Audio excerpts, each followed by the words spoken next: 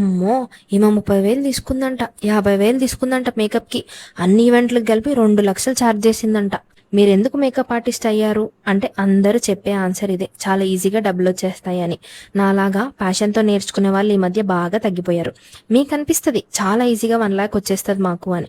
కానీ దాని వెనక కొన్ని లక్షలు ఇన్వెస్ట్‌మెంట్ చేస్తాం. దాని గురించి ఎప్పుడైనా ఆలోచించారా? ఫుల్ కోర్సులు చేయాలి, మాస్టర్ క్లాసెస్ అప్‌గ్రేడ్ అవ్వాలి, ప్రొడక్ట్స్ కొనాలి, లైట్స్ తీసుకోవాలి అండ్ ఐఫోన్, ఇది చాలా ఇంపార్టెంట్ మన వర్క్ కోసం. Digital marketing, iPhone reels, photography, social media marketing, ads run చేయాలి, ట్రెండ్స్ని ఫాలో అవ్వాలి, ట్రెండ్స్లో ఉన్న టెక్నిక్స్ నేర్చుకోవాలి, ట్రెండింగ్ ప్రోడక్ట్స్ కొనాలి, ట్రెండింగ్ హెయిర్ స్టైల్స్ ప్రాక్టీస్ చేయాలి అండ్ మచ్ మోర్.